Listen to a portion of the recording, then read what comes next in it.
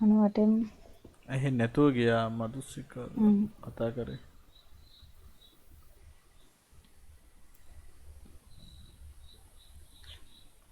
මතකද 98 ප්‍රතිසංස්කරණ වලින් පස්සේ මොකද්ද තිබ්බේ කියලා? 2007ට කලින් එකක් තිබුණද?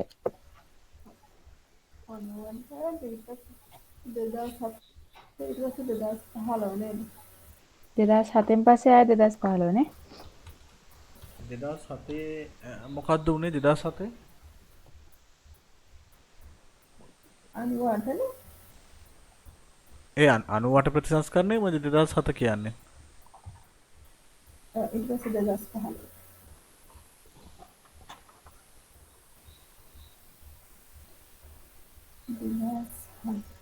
මේක තේරුන්නේ මදුසිකා නම් යයින් වුණා සමහරට මොකක් හරි. නෑ නෑ 98 ප්‍රතිසංස්කරණය වෙනස්. 2007 ප්‍රතිසංස්කරණය වෙනස්.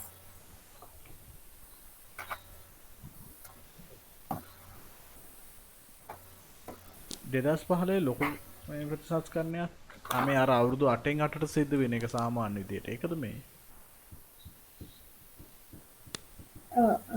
ඔව් හරි මතකයි.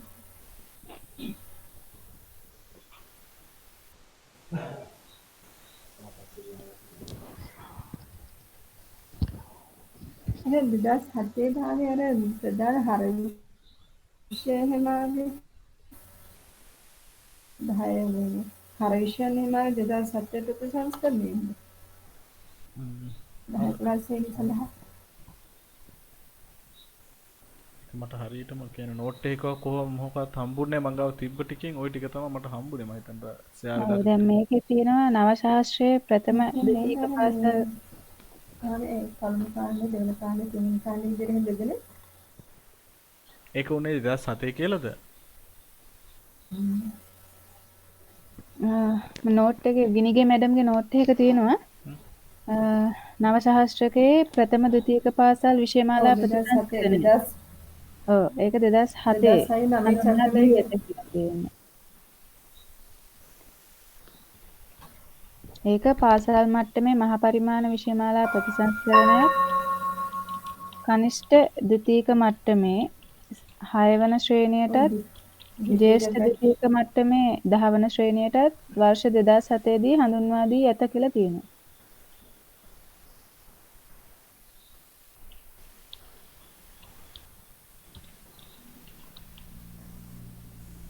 ඒකට හර විෂයමාලාව 2007 තමයි හඳුන්වලා දුන්නේ පළවෙනි කාණ්ඩය දෙවෙනි කාණ්ඩය තුන්වෙනි කාණ්ඩය විදිහට කාණ්ඩයකින් වෙන් කරලා 2007 චක්‍ර කියන්නේ 2007 විෂය නිර්දේශයෙන් තමයි ඒක වෙන හඳුන්වලා දුන්නේ. ඔව් එතකොටනේ විෂයන් 10 විෂය 9 විදියටපත් වුණා. O level වල. ඔව්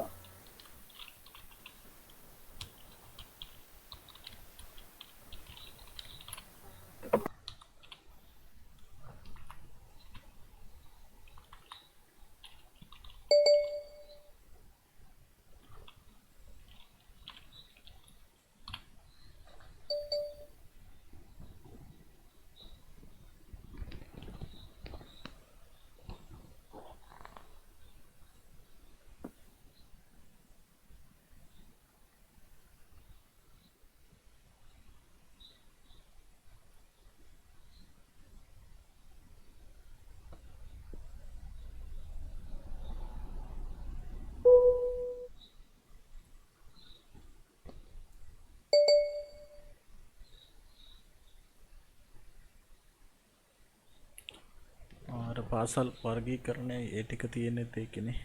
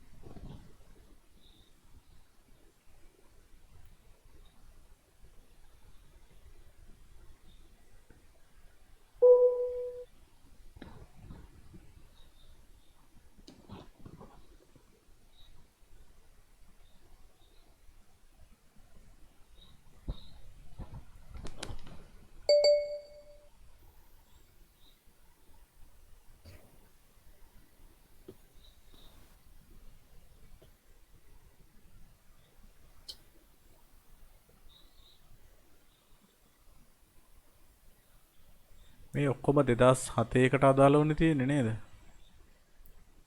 2015 හරි. අන්තිමට උපේ 2015 ප්‍රතිසංස්කරණයට නේ. ඒකේ විශේෂත්වය තිබුණේ උසස් පෙළ තාක්ෂණ විෂයන් ටික එකතු වෙච්ච එකනේ. ඒකේ AB සුපිරි පාසල්. තාක්ෂණ විෂය එකතු වුණ එකයි අර අඛණ්ඩ අධ්‍යාපනය කියන එකත් ඒකෙමද ගියේ? අර 13 වසරක අඛණ්ඩ අධ්‍යාපනයේද? ඔව්. 2015 නේද මේවා උනේ මේ කාණ්ඩ බකට් සබ්ජෙක්ට් තුනකට කැඩෙන්නේ. නෑ ඒක ලොකු කැඩෙන්නේ මේ 2007. මේ ජොයින් වෙන්න බෑ කියලා කියන්නේ කොයි හරි 2015 දාලා තියෙනවා 2015 කාණ්ඩ විෂයන් කැඩෙනවා කියලා දාලා තියෙනවානේ 2015 නේද අර මේ කාණ්ඩ විෂයන් හරියටම මේවා වෙන්නේ මීඩියා හැම තාක්ෂණ විෂය වලට වැටෙන්නේ 2015 දෙක. ඔව් භූගෝල ඉතිහාසය විෂයන් දෙක කැඩිලා ඇවිල්ලා භූගෝලය පළවෙනි කාණ්ඩයට වැටලා ඉතිහාසය සබ්ජෙක්ට් එකක් විදිහට යන්නේ ඒකෙන්. ඊට කලින් තිබ්බේ මට මතක විදිහට නම් සමාජ අධ්‍යයනය කියලා. සමාජ අධ්‍යයනය තිබුණේ අපි ඉගෙන ගන්න කාලේනේ. ඔව් 2007න් ඒක කැඩුවානේ. ඔව් කඩලා ඉතිහාසය විතරයි තිබ්බේ. ඊට පස්සේ ආයෙසරයක් කඩලා නේද පුරවැසි පුරවැසි භූගෝලය ඔහොම හතරකට කඩලා හර විෂයන් වලට යන ඉතිහාසය. ඒක 2015 නෙමෙයි නේද 2007 නේ. ඔව් 2007. විශේෂ කාණ්ඩවල වෙනසක් වෙනව නේද 2015. එක කාණ්ඩයකට තව කාණ්ඩයකට මොනවා හරි දානවා හරි ඔන්නෝම එකක් තියෙනවා එතන. 2015 විශේෂයෙන් කියලා උනේ අර තාක්ෂණ විෂයන් ආරම්භ කිරීම විතරයිනේ. මොකද අර මේ තාක්ෂණ විෂයන් 13 වසරක මේ පාසල් අධ්‍යාපනය කියන එක. ඒක ඊට පස්සේ ගෙන මේ 15ට අයිති වෙන්නේ නැහැ. ඔව්. ඒක අපිට දීලා නැහැ නේ. ඒක දැනගන්න ඕනේද අපි? නැතුව ඇති නේද? නෑ එහෙම එකක් දීලා නැහැ හැබැයි කොහොමද?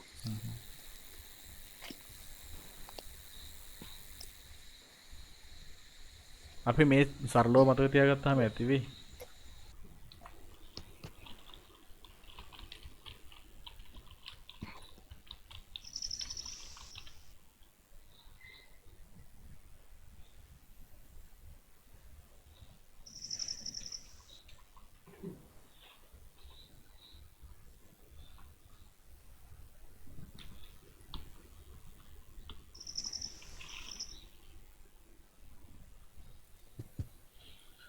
හරි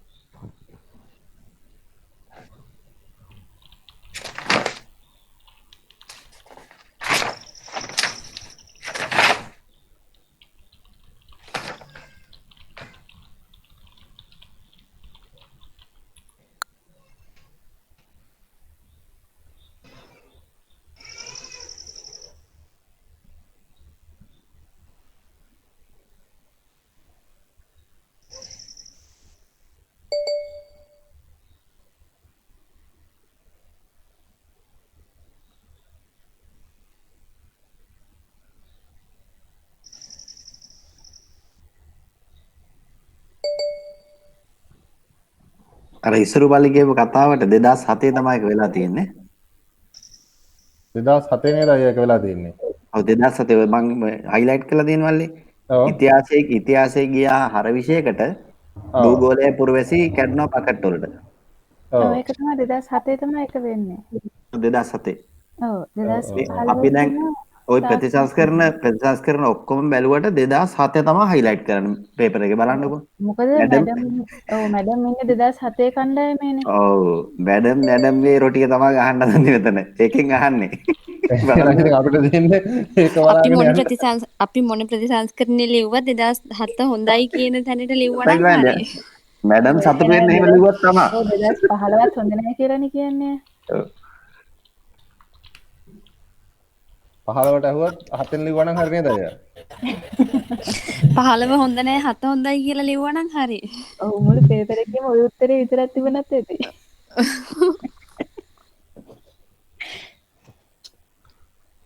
අන්න හැම ප්‍රශ්නයකටම නිපුණතා පාදක කියන එක ලියනවා. ඒක තමයි මැඩම් බලාපොරොත්තු වෙන්නේ. ප්‍රශ්නේ මොනවට ඇහුවත් නේද? ඔව් ඔව්.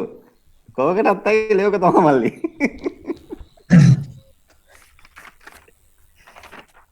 එහෙනම් අංජන මේ 2007 මගේ නෝට් එක කොටසක් අඩු වෙලා ඒ කොටස එවන්නකෝ.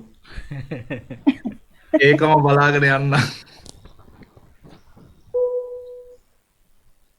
මැඩම්ගේ උත්තරේ කටපාඩම් කරනවා මම නම් මේ උඹලම ගියන අතරේ.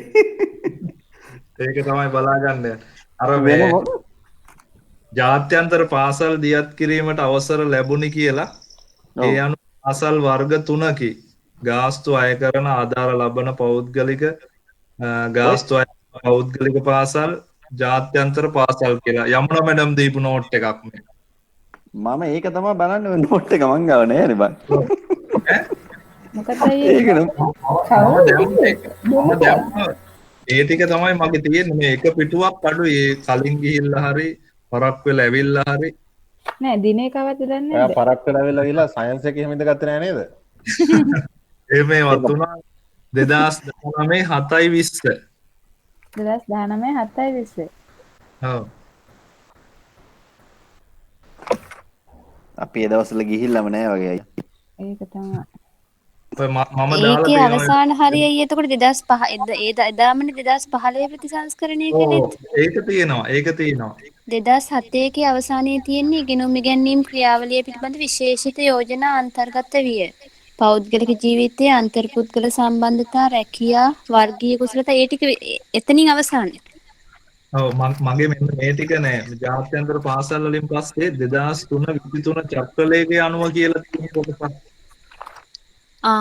එතනින් හරිය නැද්ද? එතනින් එහාට ආයේ තියෙන 2015 අධ්‍යාපන සංස්කරණ. මගේ නෝට් එක නම් තියෙන අකුරු හොයාගන්න පුළුවන් වෙයිද දන්නේ නැහැ. දැන් ඒක හරි බලාගෙන ලියන්න. ඒතකොට අංජන කියන විදිහට ඒකනේ එන්නේ. බලාගෙන යන්න. පැහැදිලි කවුරු හරි නම් දාන්නකෝ.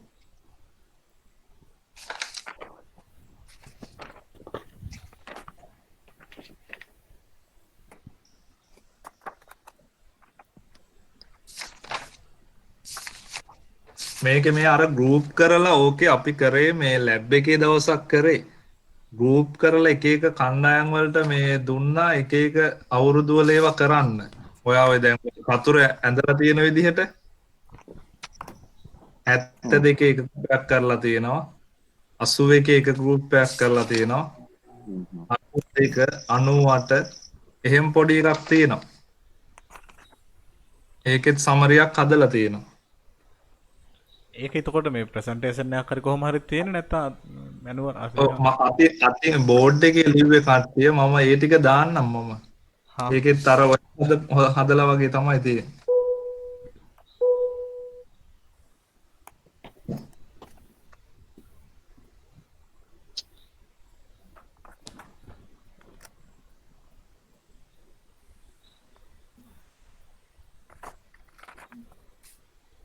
කොහොමත් මේ ප්‍රතිසංස්කරණ ඔක්කොම අහන්නේ නැහැනේ අනිවාර්යෙන් 2007 වගේ එකක් විතරයි නැහෙන්නේ නේ. ඒකත් එක්ක තව එකක් ඉතින් ඔය සංසන්දනාත්මකව අහයි නේද? ඒකත් එක්ක. ඔව් නේ. මේකේ 2015 යන 2015 අහයි.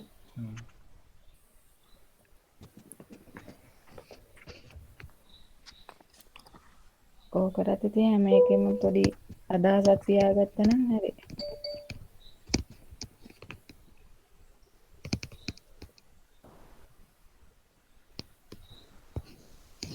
දැන් ඔය පීරියඩ් බෙදලා යන විදිය ගැන ඒ වගේ මුකුත් අර මැඩම්ගේ ප්‍රශ්නවල තිබ්බේ නෑ නේද? ඒව අහන්න නැති වේද?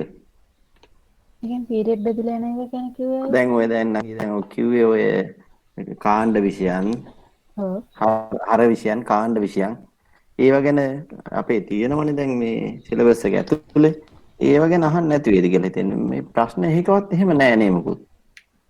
ඒ ළඟින් යන එකක් අධ්‍යාපන ප්‍රතිසංස්කරණ ගැනත් අහලා තිබේ මේ පොඩි කොටසක් විතරනේ අර ජීවන නිපුණතා විෂය ඉවත් වුණා කියන එක විතරනේ. වෙන මැඩම් හැම මොකද වෙලේම කියන්නේත් ඒක විතරයි. ඒ ජීවන නිපුණතාව විතරයි අල්ලගන්නෙත් නේ. ඔව් එච්චරයි කියන්නේ පේපර් එකටම අහලා තියෙන්නේ. එයා ඒක ඕන කියලාද සාමාන්‍ය අදහස් කරන්නේ? ඔව් ඔව්. ඒක ඕන කියලා කියන්නේ. ඒ ඒකයි කියන්නේ සුසත් අතරයි අපේ ඉගෙනුම දේශීය කරන්න පුළුවන් දේ තමයි ජීවන නිපුණතා විෂය කියන එක අත්‍යවශ්‍ය විෂයක් කියලා උතන හඳුන්වලා දුන්නා නම් හරිනේ.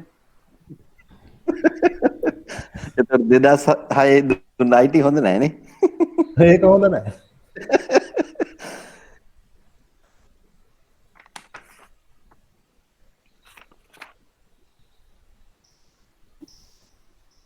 ඒ ජීවන නිපුණතා විෂය සුසත් ඉගෙනුම් මේ ඉගෙනුම් ක්‍රමයක් මාර්ගයෙන් උගන්වනවා කියන නම් හරි. ඒ සුසත් ඉගෙනුම ගැනත් මැඩම් හරියට කිව්වා. අර ඒ සුසත්ය ඇගීමද මොකද්ද සුසත්ය ඉගෙනුමද ඒක? සුසත් ඒ ඇගීම් ක්‍රමය නේද? විභාග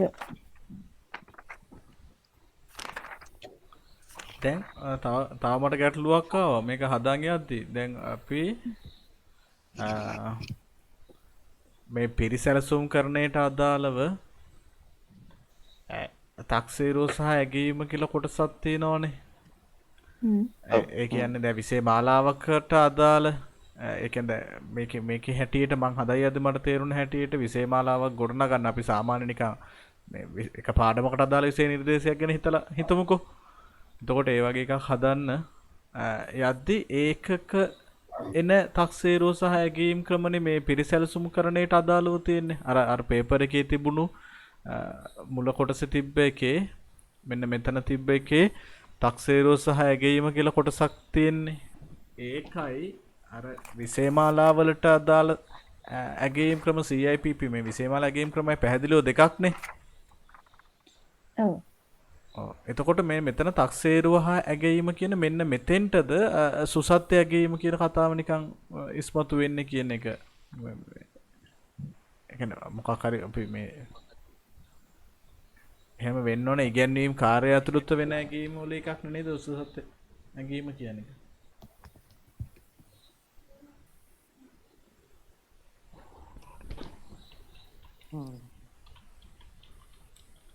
ඔය අහන ප්‍රශ්නේ මේ තිබුණා නේද?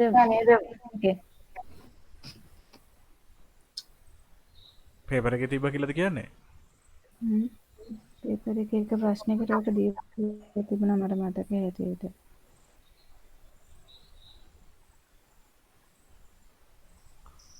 ඔව් එක ප්‍රශ්නයක් තියෙනවා මෙහෙම. විෂයමාලා රූප සටහනට ඇතුළත් විෂයමාලා ඇගීම හා තක්සේරුව හා ඇගීම යන පද අතර වෙනස ඉස්මතු කරන්න කියලා. ඔව්. කීවෙනි ප්‍රශ්නේද ඒක? ඒක අර මුල් පළවෙනි එකේ අනිවාර්ය ප්‍රශ්නේ. 7 වෙනි එක. ඔව් 7 වෙනි එකනේ. එතකොට අපි ඒක ලියද්දි දත් කතා වුණා නම් වෙන්නේ නැති. මම තක්සේරුව හැගීම කියන්නේ අපේ නිපුණතා මට්ටමට අදාළවනේ. ඔව් නිපුණතා මට්ටම කියන්නේ පාඩම කරගෙන යන අතර පාඩමට අදාළවනේ. ඔව් ඉගෙනුම් ඵල අපිට මේ කියන්නේ ඉගෙනුම් ඵල අපි සාක්ෂාත් කරගත්තද කියන දේ බලන එක තමයි තක්සේරුව හැගීම. ඇගීමෙන් කරන්නේ. ඔව් ගවේෂණ විෂයමාලා ඇගීමෙන් කරන්නේ සම්පූර්ණ විෂය නිර්දේශයට අදාළව ඉගෙනීම හරිද වැරදිද කියන එක විෂයමාලාවම හොයන එකනේ. සිලබස් එක බලන එක. ඒක සම්පින්ඩිත ඇගීම් වලින් තමයි ඒක යන්නේ. ඒ කියන්නේ විෂයමාලා ඇගීමට තමයි එන්නේ ඔය SBA, term test ඒ වගේ දේවල්. ඒක විෂයමාලා ඇගීමටද යන්නේ? ඔව්. එතකොට තක්සේරුව ගන්නල ඉවර වෙලා term test එක තියෙන එතකොට ඒක කොහොමද එන්නේ? SBA එකෙන් බලන වාරයක් කොහොමද එහෙමද බලන්නේ? ඔව්. එතකොට අතන තක්සේරුව ඇගීම යන්නේ එදා දවසේ අපි පාඩම කරපුවාම ඒක අර ගවේෂණය කරන අවස්ථාවේදී කරන්නේ අපි තක්සේරුව හැගීම. ඒ වුණාට පාඩම වෙන්න කරින් කරන්නේ නේ. ඉන්නකොට නෑ මං හිතනවා එතන ගැටලුවක් තියෙනවා කියලා. ඔය කියන විෂයමාලා ඇගීමයි මේ සම්පින්ඩිත ඇගීමයි එකක් කියලාද කියන්නේ එතකොට ඔය? විශේෂමාලා ඇගීම විෂයමාලා ඇගීම තමයි සම්පින්ඩිත ඇගීම කියලා කෙටියෙන් හඳුන්වන්නේ. තව කවුරු ඒක තහවුරු කරන්නකෝ මට ඒක සුවර් නෑ උනාට. මම දැන් මේ ලකු කරපු එකේ මම කියන්නේ හොයාගෙන යද්දි හම්බුනේ. තේරුව ඇගීම කියන්නේ සම්භවන ඇගීම කියලා දීලා තියෙන්නේ. ඔව් ඒ දෙක සම්භාවන ඇගීම්නේ. ඔව්. විෂයමාලා ඇගීම කියන එක මේ සිලබස් එකේ අවසාන වෙන එකක් නේද? ඔව්. ඔව්. අරක පාඩම කරන අතරතුර තමයි අපි තක්සේරුවා ඇගීම කරන්නේ. ඇගීම කරන්නේ. අර මැඩම් උදාහරණයක් කිව්ව නේද ඔකට අර O level වලදී මේ අර 2007 මේ ප්‍රතිසංස්කරණයේ අසාර්ථක වුණා O level වලදී නගරී පාසල් වලට ඒක සාර්ථක වුණේ එතන ඒ විෂයමාලාව O level නෙමෙයිද? ශිෂ්‍යත්ව විභාගෙන්නේ ගණිතයේ ප්‍රශ්න පත්‍රය ගැන කතා කළේ. එතකොට මේ විෂයමාලාව සාර්ථක වුනේ නැත්තේ මේ එහෙම කියලා කියන්නේ එතන සාර්ථක මේ විෂයමාලාව අසාර්ථක වුනේ විභාගයෙන් කියන එකනේ මැඩම් මෙතන කිව්වේ. එතකොට එතනින්ම අපිට හිතා ගන්න පුළුවන් නේ කියන්නේ විෂයමාලාව කරන්නේ මේ ඔය පොදු විභාගවලදී වර්ෂ අවසාන විභාගවලදී කියන එක ඇගීමකට ලක් කරන්නේ. ඔව්. එතකොට එතන ඉන්නේ සම්පින්ඩිත ඇගීමක් නේ. ඔව්. ඔව් සම්පින්දිත විෂයමාලා සම්පින්දිත.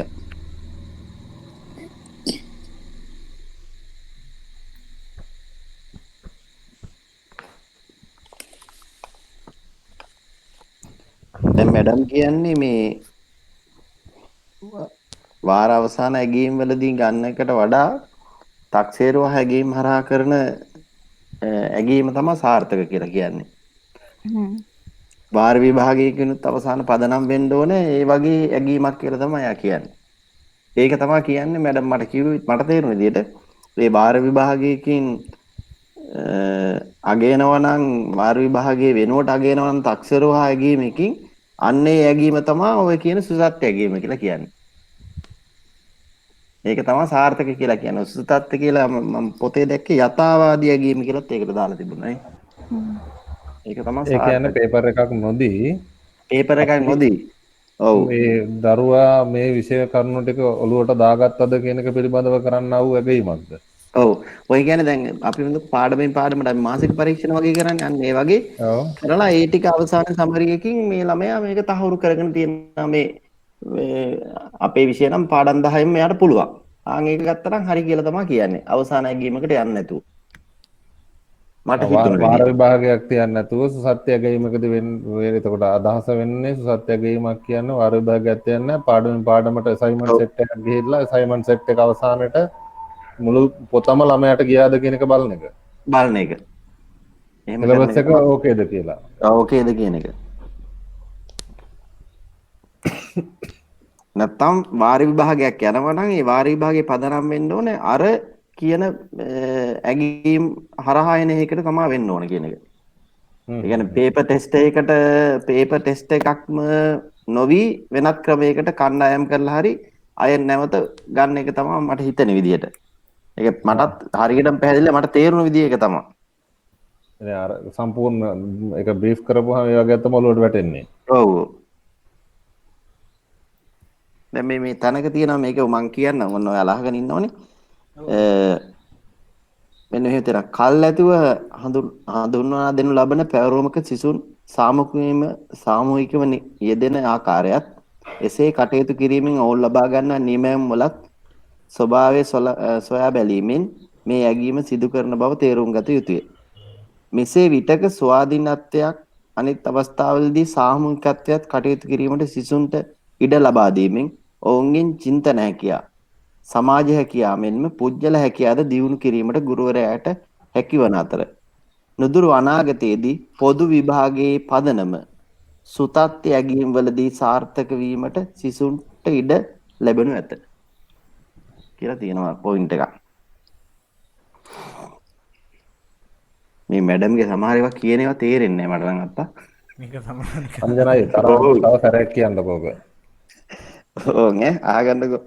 ඔයාලට තේරෙන විදිය මොකද්ද මන් දන්නේ මං කොහොමද කියන්නම කල් ඇතුව හඳුන්වා දෙනු ලබන පැවරුමක සිසුන් සාමූහිකව යෙදෙන ආකාරයත් එසේ කටයුතු කිරීමෙන් ඔවුන් ලබා ගන්නා නිමැවුම්වල ස්වභාවයත් සොයා බැලීමෙන් මේ ඇගීම සිදු කරන බව තේරුම් ගත යුතුය. මෙසේ විටක ස්වාධීනත්වයත් අනෙත් විටක සාමූහිකත්වයත් කටයුතු කිරීමෙන් සිසුන්ගේ චින්තන හැකියා, සමාජ හැකියා හා පුජ්‍යල හැකියා වැඩි දියුණු කිරීමට ගුරුවරයාට හැකිවන අතර නුදුරු අනාගතයේදී පොදු විභාගයේ පදනම සකසන සුතත්ත්‍ය ඇගීම් වලදී සාර්ථක වීමට සිසුන්ට ඉඩ ලැබෙනු ඇත. අර විදියට කරොත් පොදු විභාග සාර්ථක වෙනවා කියලා කියන්නේ.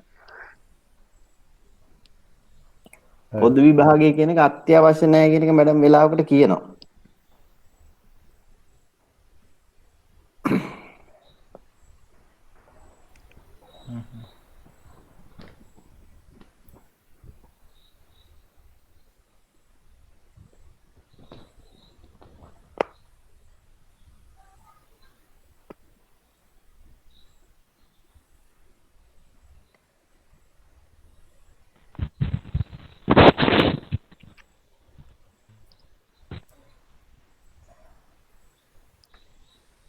සුතත්ත්‍ය ගේම් ගැන මැඩම් දීලා තිබ්බේ මේ YouTube එකේ වීඩියෝ එක.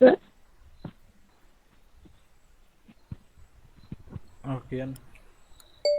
ඒකේ තියෙන්නේ මේ සැබෑ ජීවිත අත්දැකීමක් ලබා දී ඒට මුහුණ දීමට දරුවා හුරු කිරීම.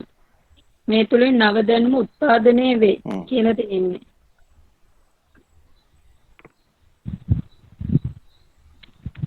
එහෙනවද? ඔව්. එහෙම තමයි අර YouTube වීඩියෝ එකේ සුතත්ත්‍ය ගේම් ගැන මැඩම් කිව්වේ.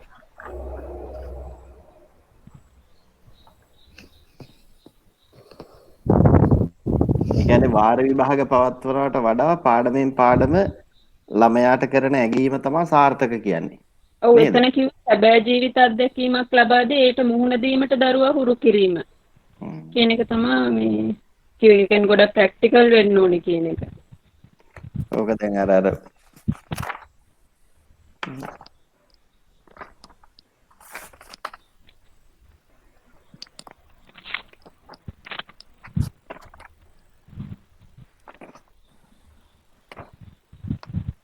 ඊට අමතරව සම්භාවන ඇගීම්, සම්පින්ඩිත ඇගීම්, අඛණ්ඩ ඇගීම් තුනක් එතන විස්තර කරා. ඒකේ තිබ්බ අඛණ්ඩ ඇගීම් කියන්නේ අර ගන්නන වෙලාවේ ඒ වෙලාවෙම මේ ඇගීම කරලා ප්‍රතිපෝෂණය ලබා දෙනවා කියලා. සම්භාවන ඇගීම් වලට කිව්වේ පැවරුම, ඒ කියන්නේ SBA කරේ ඒ සම්භාවන ඇගීමක් කියලා කිව්වා. ඊට සම්පින්ඩිත ඇගීම් වලට කිව්වේ මේ O level, A level, ඒ කියන්නේ year end examination තමයි ඒකට උදාහරණ විදිහට කිව්වේ. ඔය සැබෑ ජීවිත අත්දැකීමක් කියන එක මේ මැඩම්ගේ තියෙනවා තැනක මේ අර කිසා ගෞතමගේ කතාව. ඒක තමයි YouTube channel එකෙත් ඒක තමයි කියන්නේ උදාහරණයක්. ඒකම තමයි තියෙන්නේ. ඒ කියන්නේ අර කිසා ගෞතමේ ඇවිල්ලා මරුණු දරුවට පණ දෙන්න කියලා බුදුහාඳුරුවන්ගේ ඉල්ලනකොට නොමල ගියකින් අවමිටක් හොයාගෙන ඉන්න කියනවනේ. එයාට ඒක හොයාගන්න බෑ. ඒ අත්දැකීමෙන්ම තමයි එයා තේරුම් ගන්නේ. يعني වෙන මුකුත් කිව්වේ නෑ. එයාට ඒක ඇත්තක් කියලා ඔප්පු කරගන්න බැරි වුණා. එතකොට එයා තේරුම් ගත්තා මරණය කියන එක හැමෝටම නියත දෙයක් කියන එක. ඒ වගේ කතාවක් ඔය කියන්නේ. උදාහරණයක් නම් දීලා දෙන අපිට දැන් ඕක ගලපන්න තේරෙන්නේ ප්‍රශ්නේ තියෙන්නේ. සැබෑ ජීවිත අත්දැකීමක් කියලා අපි දැන් මොකද්ද අපේ පාඩමක දෙන්නේ ළමයට කියන එක. එහෙම උදාහරණයකුත් තියෙනවා මේක. එතකොට සුසත් ඇගීම කියන එක සමහරට ඉගැන්වීම් ක්‍රමයක් නෙමෙයි ඇගීම් ක්‍රමයටම අදාළ වෙන්නේ නේ. ඔව්. ඒ කියන්නේ ගවේෂණයකින් පස්සේ ගුරුවරයාට ගෝලය ඇවිල්ලා ගවේෂණයේ අනාවරණය ගුරුවරයාත් එක්ක බෙදා ගන්නවා කියන එක තමයි සාර්ථක කියලා කියන්නේ. ඒ තමයි සැබෑ ජීවිත අත්දැකීම කියන එක. එතකොට ළමයා අරගෙන කියන එක තහවුරු කරන්නේ. ළමයා තුලින් පාප දැන් කියන්නේ මේ නිපුණතා පාදකවලදී ළමයා තුලින් අපිට ගන්න කියලානේ. අපි පොයින්ට් එක දෙන්නේ නැතුව ළමයාගෙන්ම ගන්න කියලානේ පාඩම කියන්නේ.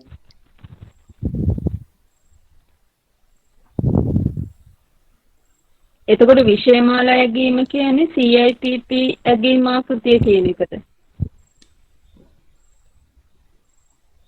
නෑ ඒක දෙක.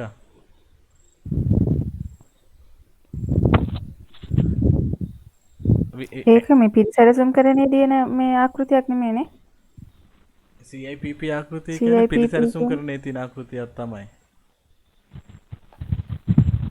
ඉන්නකෝ ඒ පිළිසැලසුම් කරන්නේ පිළිසැලසුම් කරන්නේ තියෙන ආකෘතියක් උනාට ඒක ඒ පිළිසැලසුම් කරන්නේ තියෙන සංරචක හතරේ තියෙන ආකෘතියක් නෙමෙයි මං කියන්නේ. මං අහන්නේ ඔව් නේ පිළිසැලසුම් මටත් කරන්නේ ඔය ප්‍රශ්නෙම තමයි තිබ්බේ. මං දැන් එහෙම තමයි දාගෙන තියෙන්නේ. හිතාගෙන ඉන්නේ උනාට. ඒ ඇගීම් ක්‍රමය යටතේ තියෙන ඇගීමක්ද? CIPP කියන්නේ ඔයා අහන්නේ නැත්නම් මේ විෂයමාලාවේ ඇගීමක්ද? රයිට් මටත් ওই ප්‍රශ්නේ තියෙනවා. CIPP විතරක් නෙමෙයි තව කීපයක් තියෙනවා එතන. මේ මම අදලා තිබ්බේ පොඩ්ඩක් එහෙ වෙලා කට්ටිය බලද්දි. එතන ප්‍රශ්නේ කියලා තියෙන්නේ නම් විෂයමාලා ඇගීම සඳහා කියලානේ. එතකොට CIPP එන්නේ විෂයමාලා ඇගීමට. එන්නේ ප්‍රශ්නේ තියෙන්නේ විෂයමාලා ඇගීම සඳහා සුලභව භාවිතා කරන ස්ටැෆල් බීම් ආකෘතියේ මූලිකාංග 4 කියලා. ඒකද එතනින්ම අපිට විෂයමාලා ඇගීම කියන එක කියවෙනවනේ. ඔව් ප්‍රශ්නේ තියෙන්නේ විෂයමාලා ඇගීම සඳහා කියලා.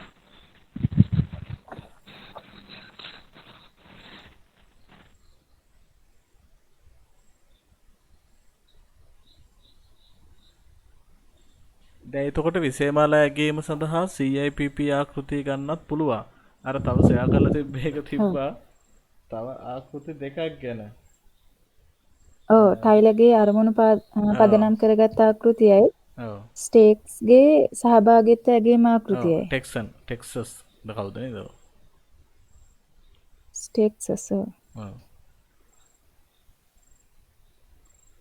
ඔය තුන තමයි මේ විෂයමාලා ඇගීම ආකෘතිය විදියට අරන් තියෙන්නේ.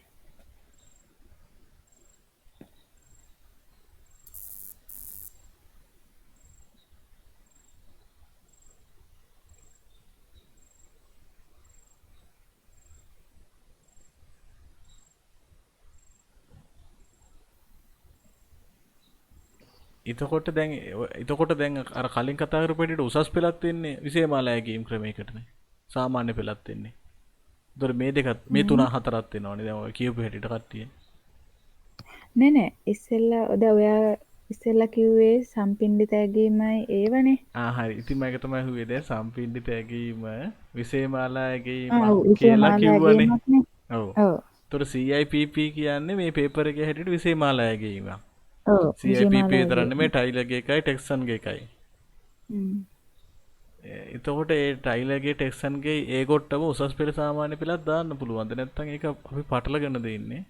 ඒ විෂයමාලා ඇගීම කියන්නේ අර මොකක් හරි විෂය නිර්දේශයකට අදාළ කොටසක ඇගීම් ක්‍රමයක් විතරයිද මේක ක්‍රියාත්මක කරද්දී වෙන එක. දැන් විෂයමාලාව සංවර්ධනය කරද්දී ඒ සංවර්ධනය කරපු විෂයමාලාව අගයන්න ගන්න ක්‍රමයක් විදිහට නෙමෙයි නේද මේ CIPP කියන්නේ. ඒක එක්කෝ එහෙනම් ඒක පිරිසැලසුම් වල තියෙන ඇගීමට එක්කෝ ඒකේ එන්න ඕනේ. මොකද්ද ඒක මේක කාටට පුළුවන් නම් හරියට අවබෝධ කරගත්ත කෙනෙක් ඉන්නවනම් කියන්නකෝ.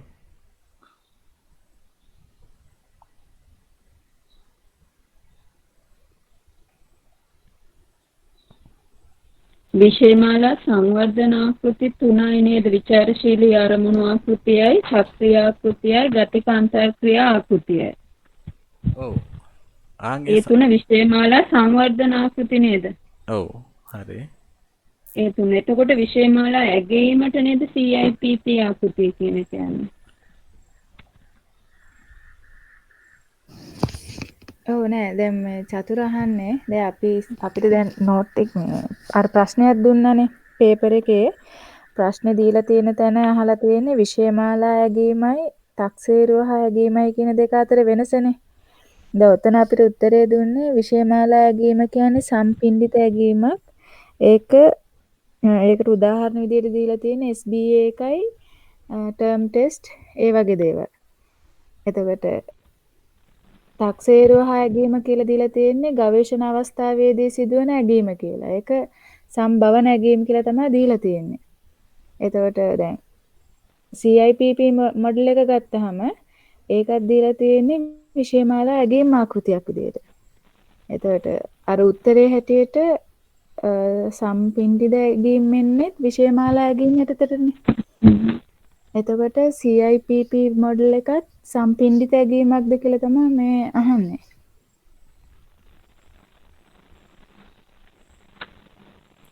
ඒක තියෙන කරුණ වල හැටියට නම් ඒක එහෙම වෙන්න බෑ.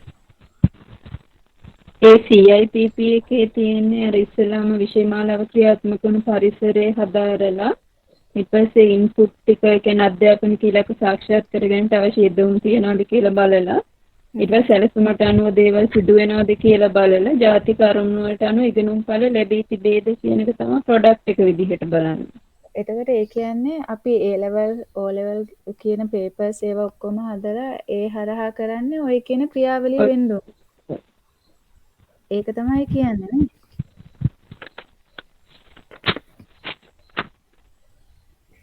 එතකොට ඒක සම්පින්ඩිත ගේම් වලට යන්න පුළුවන් නේද?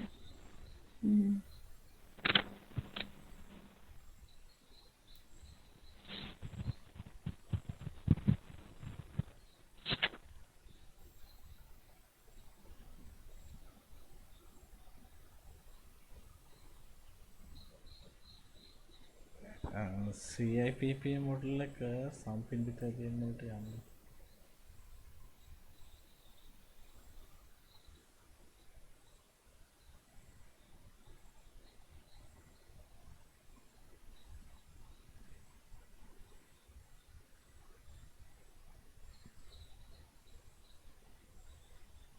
මේකේ තියෙන විදිහට මේක දැන් කියන්නේ විෂයමාලාවේගේම දැන් CIPP මොඩල් එක එතකොට විෂයමාලාව පුරාම මේ ඇගීමක් සිවෙන එකක් වගේ නේද එතකොට වෙන්නේ. ඒ කියන්නේ දැන් අපි සන්දර්භය කියන එක අවසානයේදී අපිට විෂයමාලාව අවසානයේදී බලලා හරියන්නේ නැහනේ. විෂයමාලාව එයාලා හදද්දිම බලන්න වෙනවා මේ ඒ අවශ්‍ය සම්පත් එතන තියෙනවද කියන්නේ. එතකොට ඒක සම්පූර්ණ විෂය කියන්නේ මේ ඉන්පුට් යදවුම් ප්‍රොසෙස් ක්‍රියාවලිය බලනවා. එතකොට එතනින් සම්පූර්ණයෙන්ම විෂයමාලාව පුරා මේ කියනවනේ ඇගීම. ඒ කියන්නේ දැන් CIPP කියන එක විෂය මාලාව ඇගීමක්. ඔව්. එතකොට විෂය මාලාව පුරාම තියෙන ඔය දැන් O level A level එතකොට විෂයමාලාව අවසානයේදී කරන ඇගීමක් වගේනේ. ඔව්. එතන තමයි ගැටලුව තියෙන්නේ. ඒ කියන්නේ CIP දැන් උත්තරයක් යනවා නම් CIPP මොඩල් එක විදිහටද O level A level papers හදලා ඒ හරහා ඇගීම සිද්ධ කරන්නේ. එහෙම නැත්නම් මේ ඒ දෙක අතර තියෙන සම්බන්ධය මොකක්ද කියන එක තමයි දැන්. එතකොට දැන් එහෙමනම් වෙන්න ඕනේ දැන් මෙතන CIPP මොඩල් එකේ ප්‍රොඩක්ට් එකට තමයි එහෙනම් O level A level ගන්න වෙන්නේ. O level A level ප්‍රතිඵල හරි එහෙම ගත්තොත්. ඒ කියන්නේ දැන් ඒකේ context input process product නේ. අවසානයේ ඵලය තමයි එතකොට අපිට O level A level වලින් ගන්න වෙන්නේ. එහෙමද වෙන්නේ? CIPP මොඩල් එක ඇතුළෙත්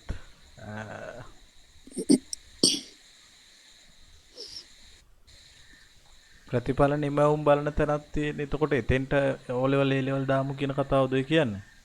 ඔව් එහෙමද වෙන්නේ කියලා අහන්නේ. ඉතින් අර ඒකත් එතනට කියන්නේ දැන් අපි ඒකත් අපිට තේරුණ විදිහට O level A level උත් මෙතනට සම්බන්ධ වෙන්න ඕනනේ. ඔව්. එහෙමද එතකොට එන්නේ?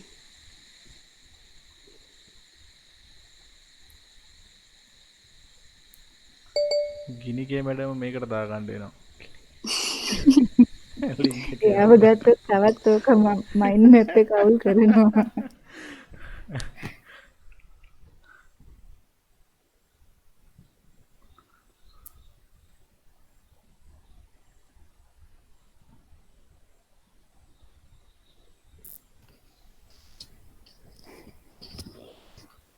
එක්කෝ මේ කියන කතා දෙක මේ සෙපරේට් කතා දෙකක්.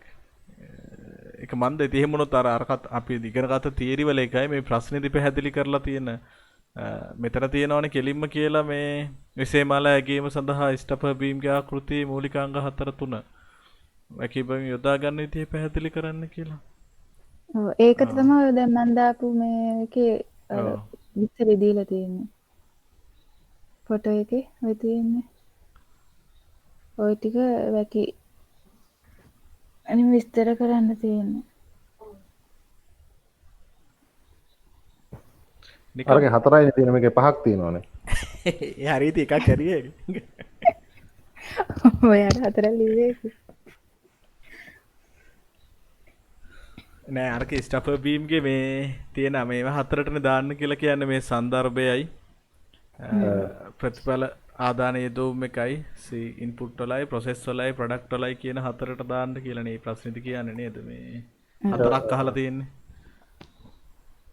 රතනින් අරගෙන ඒකට ගැලපෙන 4ක් කරන් ලියන්න තියෙන්නේ. එහෙම 4ක් තියෙනවද? තිබුණා නේද? අන්තිම දෙක එකයි. අන්තිම දෙකම එකක් තියෙනවා. සමාජයෙන් නේද තීරණය කරන්නේ.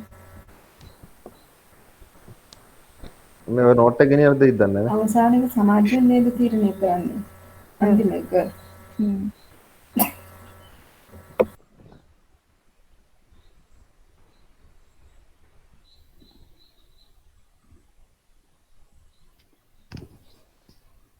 නෝට් එක ගෙනියන්න තියෙනවා නෝට්ස් නම් ඕන තරම් තියෙනවා දැන්. එහෙම වුණොත් අපි අමාරු වෙටන නෝට් එක අරන් ගියා. ඒක පෙරලා බැලුවා ඉන්දියා මේ වගේ.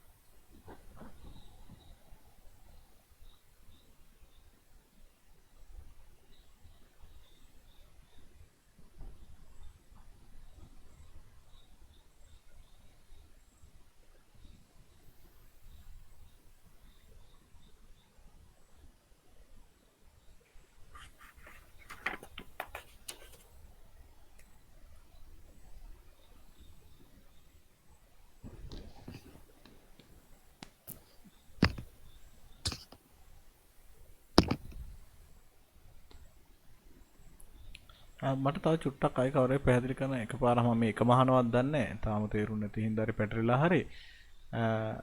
මෙන්න මේ විසේමාලා පිරිසැලසුම් කරන්නට අදාළ තක්සේරුව හා ඇගීම කියන එකට අපි සාමාන්‍ය කරන සම්භාවන ඇගීම් තමයි ගණන්නේ කියන එක නේද කියන්නේ?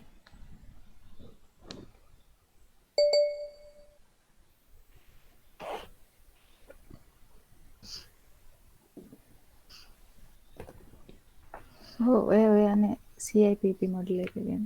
නෑ හරි. මෙන්න මෙතන තක්සේරුව හා ඇගීම කියන එකට අදාළ වෙන්නේ අපි විසේමාලා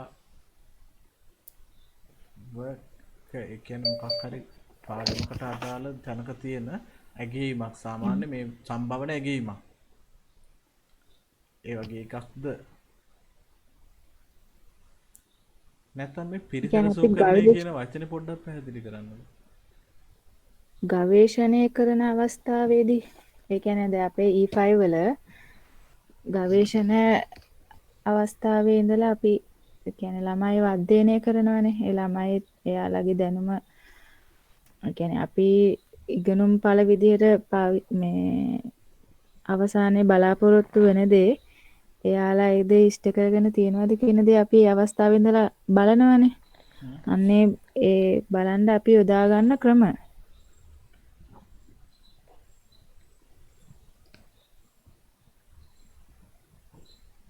මේ පිරිසැලසුම් කරන්නේ කියලා කියන්නේ මේ අර එක ප්‍රශ්නක තිබ්බ නේද මුලින්ම?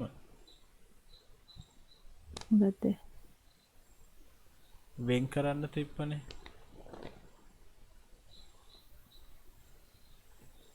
ඔයා කියන්නේ පළවෙනිම ප්‍රශ්නේද? මෙන්න මේකේ මේ විසේමාලා ගුරු මාර්ගෝපදේශ සංඝයේ ලක්විත විසේමාලා රාමුව හා සම්බන්ධ රූප කොටස වෙන් කරන්න කියලා කියන්නේ.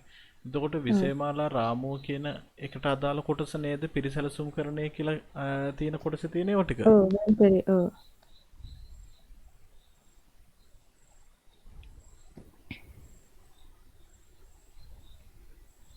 ඒ ගුරු මාර්ගෝපදේශ සංඝ පරිශීලනයේදී එහෙම එකක් හම්බෙලා තියෙනවා.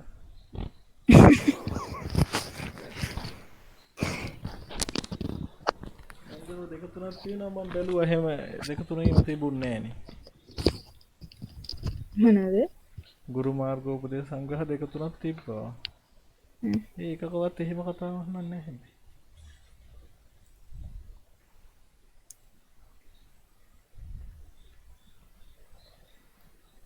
ඒ කියන්නේ ගුරු මාර්ගෝපදේශ සංග්‍රහය නැද්ද?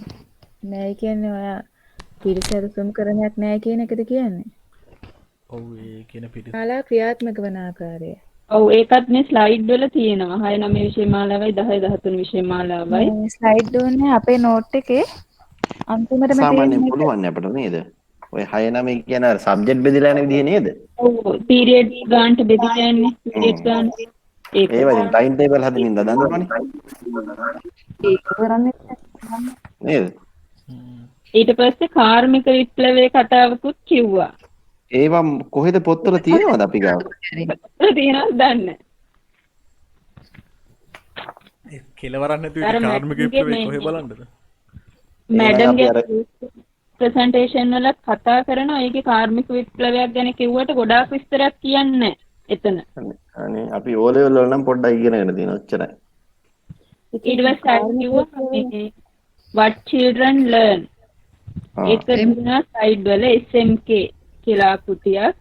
ඒ what children learn එකටද SMK කියලා කෘතියක් තියෙන්නේ? ඔව් ඔව් SMK. ඊට පස්සේ how children learn. ඒක PCK. PCK. ඔව් අය why children learn.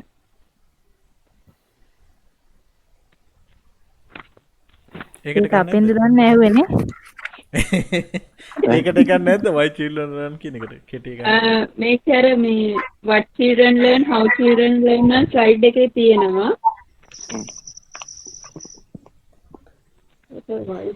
මේක මේ ඉංග්‍රීසියෙන් ඕනේ වේද? නෑ නෑ. ලකුණු දෙන එක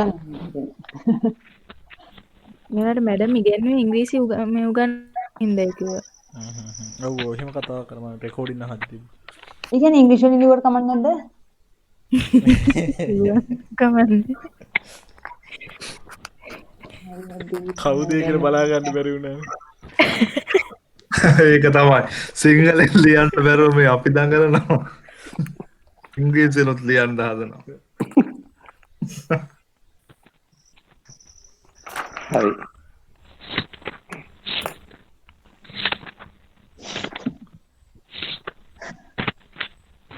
දෙවතු අයියා why teachers learn කියලා එකක් නැද්ද උතන? ඒක තමයි මත් ඉස්සෙල්ලා ඇහුවේ. මේ කවුරු හරි ගිහලා බාරයක් ගැට ගහන්න මේ මාතෘකාව වලින් පිට ප්‍රශ්න පත්‍රය හදන්න එපා කියලා. ඒක තමයි.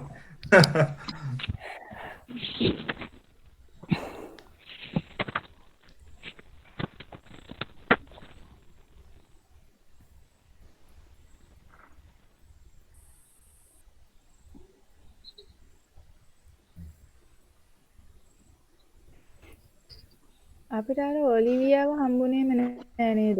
කොච්චර කතා කරා. නෑ නේ. ඒක නිකන් බය කරන්න දාපු එකද දන්නේ නැහැ. සමහර A level paper වල එහෙමත් දාන්නේ නිකන් අමුතු නම මොකක් හරි. නෑ ඒක අනික ඔලිවියා මේකේ ඔලිවියා P කියලා තිබුණාට ඉන්ටර්නෙට් එකේ ඔලිවියා F කියලා එන්නේ නැතයි. ඒ වෙන කවුද මන්ද නිලියක්ද මන් දෙනවා. නිලියක් නෙමෙයිනේ. මේ කරිකියුලම් මොකද්ද මොකක් වැටෙනවා එයා සර්ච් කරපුවාම. මේ ප්‍රශ්නෙට මේ ඔලිවියා ඇත්තටම වැදගතුත් නෑ වගේ දැනෙන්නේ නා. ඒකේ මේ තියෙන එකම ප්‍රශ්නේ තමයි මේ මෙන්න මේකේ මේ විකල්ප තීරණ කියන වචනේ තේරෙන්නේ නැත්තේ. මේකට මොකක්ද ඒ කියන්නේ? ඒක තමයි. ඒක තේරුම් ගන්න එයා කියපු දේ මොකද්ද කියන එක තේරුම් ගන්න ඉපේ අපි. ඒක මේකනේ ප්‍රශ්න 4යිනේ ලියන්න තියෙන්නේ. ඔන්න අතාරින එකක් ඒක. අපරාධේ අනිත් එකට ලියාගත්තා. ඒක CIPP එක. කවන්නේ. කමන්නේ අනිත් එක ලකුණු බෑනේ. ඒකට ලකුණු 2යි තියෙන්නේ. ඔලිවියාට ලකුණු 3ක් තියෙනවා. කැත වැඩ මුල ප්‍රශ්නෙට ලකුණු අඩු වැඩියෙන් තියෙනවා. යා පේපර් එක හදන මොඩල් එක පරතරවල.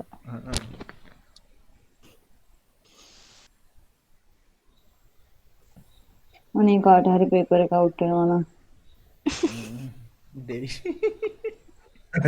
ඒත් ඉතින් කොළ ටිකත් අරගෙන ලියාගෙනම ගියොත් තමයි මන්න. ඊට වඩා හොඳ නැද්ද මේ දවස්වල මේ වහින වැසට මේ NI එක යට වෙන්න කියලා ප්‍රාර්ථනා කරනවා. ඒක යට වෙන්නේ නැහැ උඩම තියෙන්නේ. නේද මැඩම් එදත් කිව්වේ අන්තිමට පේපර් මේ පේපර් එක මෙදාට දුන්නත් ඔයාලා උත්තර ලියන්නේ නැහැ සහතිකයි කිව්වා. මේක දන්නවා නම් ලොකු දෙයක් ඉතින්. IT අය නම් ඒක එහෙම තමයි. එයා හරි. එයාලා ඒ පහක් ගත්තොත් ඇති කිව්වා කට්ටියම එකතු වෙලා. එහෙම කිව්වද? එහෙනම් මැඩම් දැම්මම නිකන් අනාවේකයක් කියලා නෙන්නේ. ඔව් එදා 600 ගණන්ට මේ විභාගෙ ලියනවා කිව්වනේ. නානෙල් මැඩම් ඇවිල්ලා 600 ගණනක් ලියනවා කියලා. ඒතකොට කිව්වා ආයි පහක් තිබුණොත් ඇති කිව්වා 600.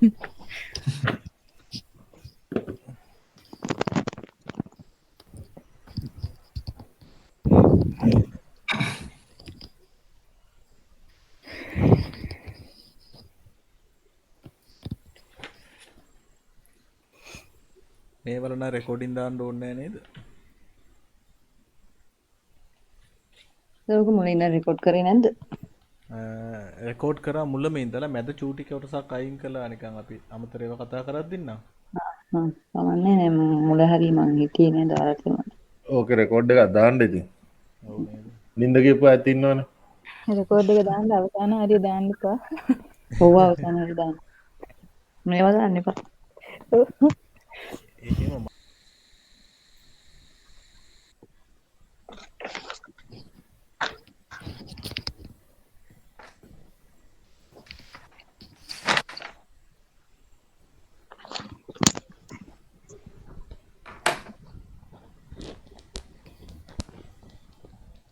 මෙන්න මේ අර සුසාද්‍ය කාරකයක් කියන කතාව අහලා තිබ්බ නේද?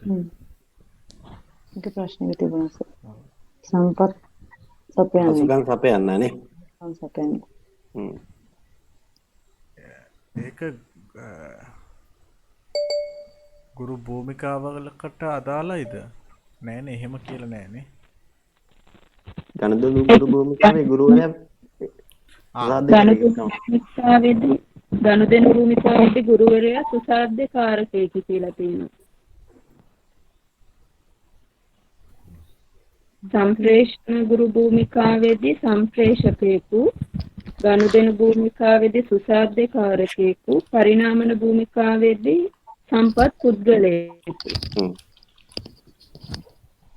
අයි ශිෂ්‍යයෙක් තියෙනවා සංප්‍රේෂණ ගුරු භූමිකාවේදී ශිෂ්‍යයා සවන් දෙන්නෙක් කියලා තියෙනවා. ගනුදෙනු ගුරු භූමිකාවේදී ප්‍රතිචාර දක්වන්නෙක් කියලා තියෙනවා. පරිණාමන ගුරු භූමිකාවේදී ගවේෂකයෙක් කියලා තියෙනවා.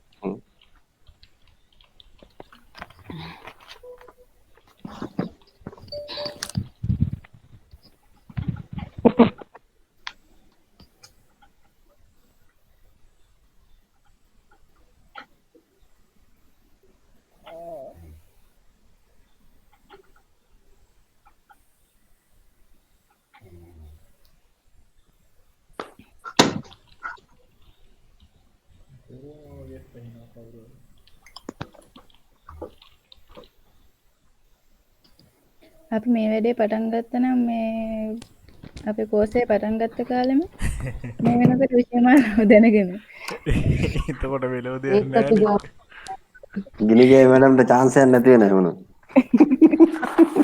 කියලා ලෙක්චර්ස් සඳමාරියක දාලා තියෙන වෙලාව නෑ කියලා පාඩම් කරන්න නෝට්ස් තිබුණාද මට ඒකයි මතක් අපිට නෝට් නෑනේ. නෑ දැන් ඔය වයිබර් ගෲප් එක බලපුවම නෝට්ස් මනේ තියෙන්නේ දැන් ඔක්කොම. ඒකෙන් පස්සේ කොටස නේද ඔය කතා කරේ නැද්ද? අතුරු අධ්‍යාපන දර්ශන ඊට පස්සේ තියෙන්නේ. අන්න ඒ එතන නෑ මගේ මේ ප්‍රජානන ආවේදන මනෝචාලක කියලා ඊට පස්සේ ඉගෙනුම් මොනවාද ඒ වගේක් තියෙනව නේද? නෑ ඊට කලින් අය නෑ ඒක තමයි. එතන ඉඳලා මගේ තියෙන්නේ ප්‍රජානන ආවේදන මනෝචාලක මේ ගණනේ ඊට පස්සේනේ කරයි වර්ග කරයි ඒ මනෝවිද්‍යාවේ කරුණුනේ. අන්න අතන පිටු දෙකක් විතර අඩුයි කවුරු හරි තියෙන කෙනෙක් දාන්නකො. මම දාන්නද ෆොටෝස් විෂය මාලාව කෙරෙහි බලපෑම කොටස තියෙනවා මගේ ළඟ. ඔව් එතනින් පස්සේ ටික වෙනත් ශිෂ්‍ය කේන්ද්‍රීය නිදහස් අධ්‍යාපනයක් ලබා දීම කියලා තියෙනවා. එතනින් පස්සේ කොටසක් නැහැ. ඒ කියන්නේ චතුරාර්ය අධ්‍යාපන ටික නැහැ. අන්න ඔව් ඒ ටික නැහැ. ඔය චතුරාර්ය අධ්‍යාපන දර්ශනය ගැන මැඩම් එදා ටිකක් කතා කළා නේද? සන්තතිවාදයේ යථාවාදයේ ප්‍රගතිවාදයේ ඒක කිව්වා තමයි. ඔව් කතා කළා ඒක ගැන. ඒ කියන්නේ ඒවත් එන්න ඉඩ තියෙනවනේ. ඔව්. ඒක වෙනම අමතක කරුණක් විදිහට මැඩම් කතා කළේ. දීපතෝ ඒ කොතනින්ද ඉවරයි කිව්වේ? මගේ ඉවර වෙන්නේ විෂය මාලාව කෙරෙහි බලපෑම සන්දුෂ්ටිකවාදයට පස්සේ ඒ කියන්නේ සාන්දෘෂ්ටිකවාදයේ විෂය මාලාවට බලපාන ආකාරය කියන මාතෘකාවෙන් පස්සේ ඊට පස්සේ පටන් ගන්න එහිදී ප්‍රධාන ඉගෙනුම් ශ්‍රේෂ්ඨ කියලා බ්ලූම්ගේ අධ්‍යාපන ඒ ටික තියෙන්නේ මම අර මැද කොටසක් නැහැ. ඒ පැන ඔයාට ඒක බලන්න බෑ. මම ගෲප් එකට දාන්න. ඒක පස්සේ ගමු. ඊළඟට මේ අදාළත් තියෙනවා. වාර්ෂික සැලසුම් ඒවයිද වාර සටහන් සති සැලසුම් ඒව නම් සාමාන්‍යයිනේ.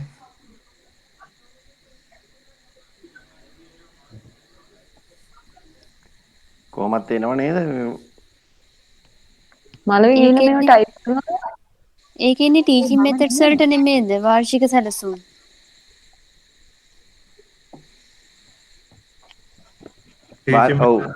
ජෙනරල් එකටද? ඔව් ජෙනරල් එකට. එතකොට අපි මේ එක පොතේමද ලියලා තියෙන්නේ? මම උඩින් ගිහලා ආගෙන නැති තියෙන. එකම දවසේ මොකක්ද මේ දැන්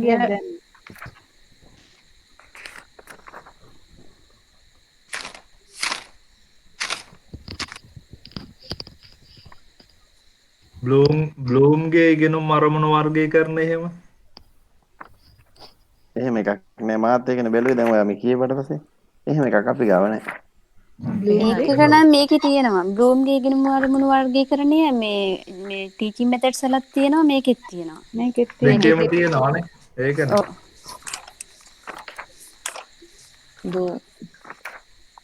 මාස්ලෝ ඉන්නවා.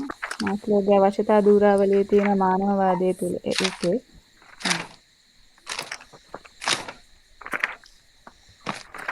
දැනුම අවබෝධය භාවිතය විශ්ලේෂණය සංශ්ලේෂණය ඇගීමනේ.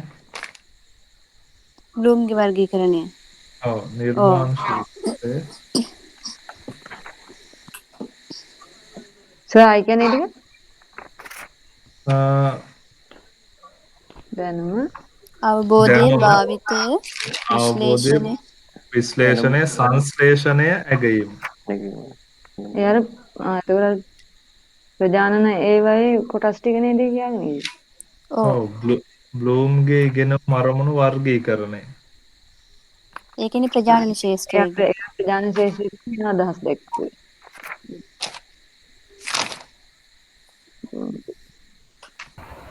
දිමුත ආයතරයක් කියන්නකෝ ඒක.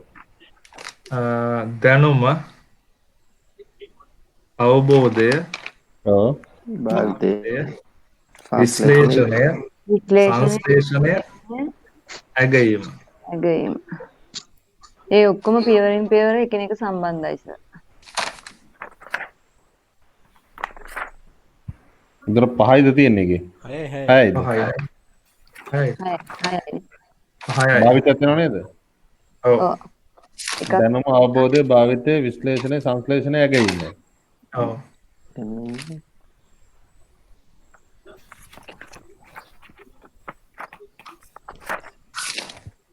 ඒ බ්ලූම්ගේ රිවර්ස් ටැක්සොනොමි එක ඕන වෙන්නේ නැහැ නේද? ඒක අදාළ වුණේ නැහැ කොහෙද? මේක කතා කරා නම් මතකයක් තියෙනවා.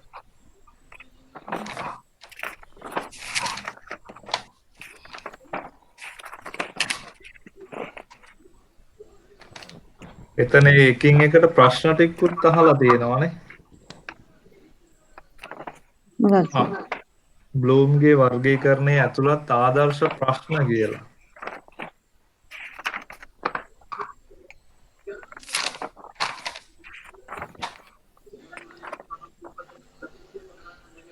එකක් දෙකක් කියමු දැන්ස.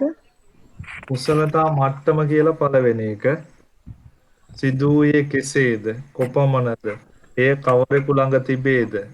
නම් කළ හැකිද? ඒ වගේ ප්‍රශ්න ටිකක්. කුසලතා මට්ටම කියලා පළවෙනි එක. දෙවෙනි එක අවබෝධය. අරවම තමයිනේ. ඒවල ප්‍රශ්න වෙන්නේ නැති දැනුම කියන එක පළවෙනි එක. අවබෝධය හේතුව විස්තර කළ හැකිද? ඒ අවබෝධය. ඔබට ඔබේම වචන වලින් ලිවිය හැකිද? ඔබ විස්තර කරන්නේ කෙසේද? ඒ වගේ. ඊට පස්සේ විවහාර භාවිතයේ තියෙනවා ඔබ වෙනත් සිද්ධියක් දන්නේද? ඒක සර් ජෙනරල් ටීචින් මෙතඩ්ස් වල නෝට් එකක්. මේකනේ මේකට මේ අදාළ ඒකේ නෑ. තියෙනවා. ඒක තියෙනවා ජෙනරල් ටීචින් මෙතඩ්ස් වල ඒ නෝට් එකේ හිමම තියෙනවා. ඒ බෝම්ගේ වර්ගීකරණයේ අතනටත් එනවා. මේ ජෙනරල් ටීචින් මෙතඩ්ස් වල තමයි සර් ඔය කියන ටික තියෙන්නේ.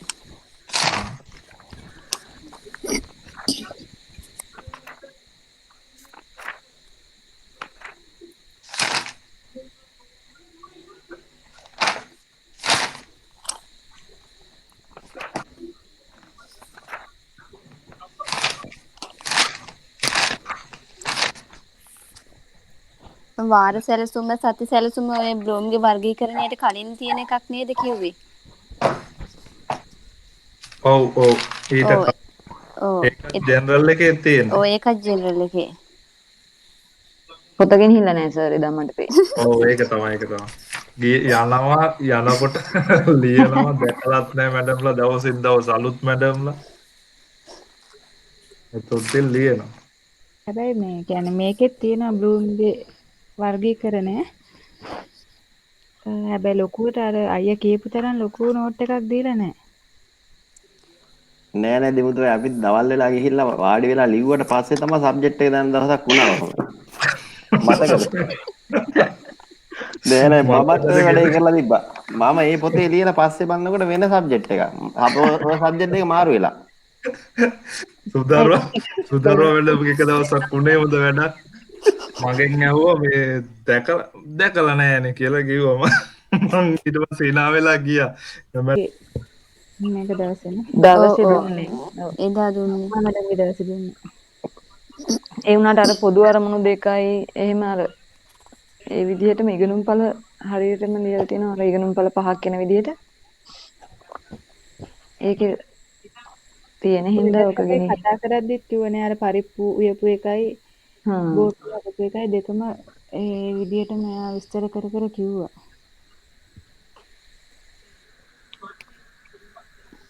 මෙසෙන්ජර් වල දාලා තියෙන දෙමුතේයි.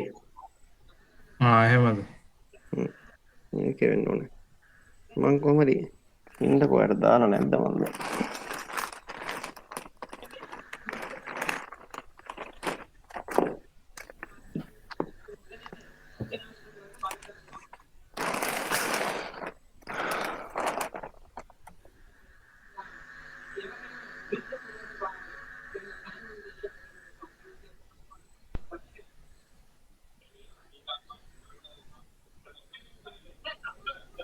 චතුරට නිින්ද ගිහින්ද?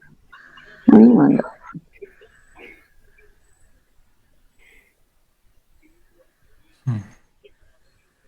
මේ දේ වගේ. ඉන්න. මට මේ පෙරලන්න පොතක්වත් නැතුව කල්පනා කරේ.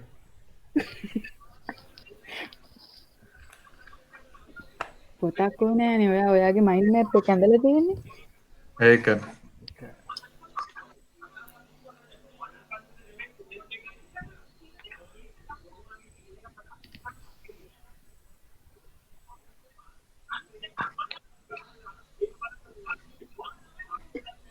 පාස් එක 20ක් දෙනවා නන්නේ.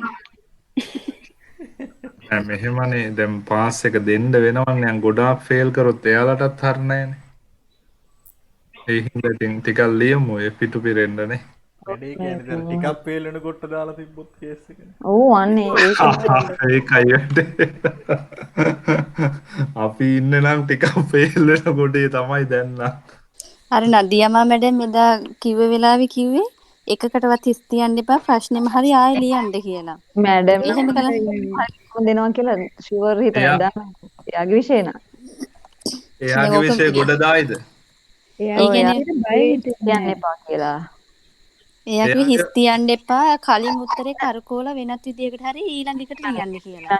ලියන්න කියලා කියන්නේ උඩ තුනක් දෙන්න පළවෙනි දෙකම එකතු කරලා හරි ලියන්නකෝ තුන්වෙනි. කරලා හරි ලියන්න කිව්වා. ඉතින් දැන් ඕක ගිනිගේ මැඩම් විතරක් නෙමෙයිනේ ඕක බැලෙන්නේ නේද අපි.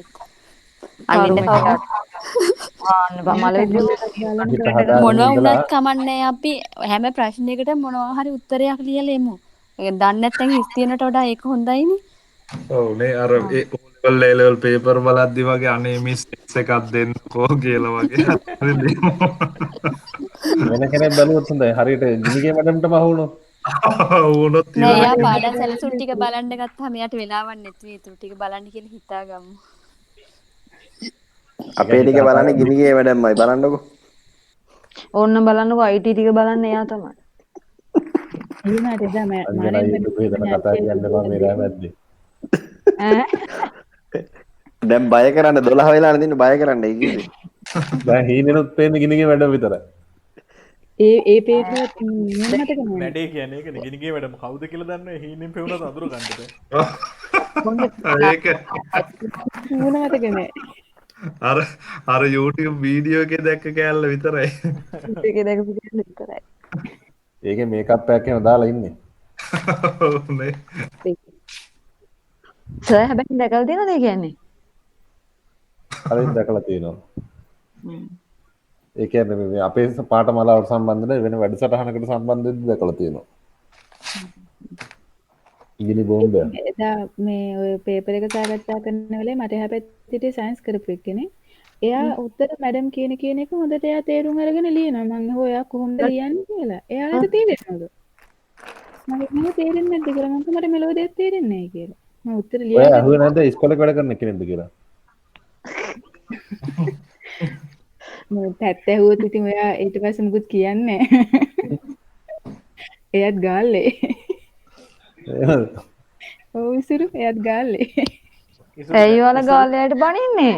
නෑ බැන්න නෙමෙයි. නෑ ඉසුරු දැන් නම් ගාල්ලයට මොකුත් කියන එක මේ බැන්න ඉසුරු ගාල්ලයට මුකුත් කියන්නේ නැති ඉඳ මං කිව්වේ. ඒ දැන් නම් එහෙම නැතුවේ. දිවිසයි ආයිව දැම්ම ගන්නවා. හරි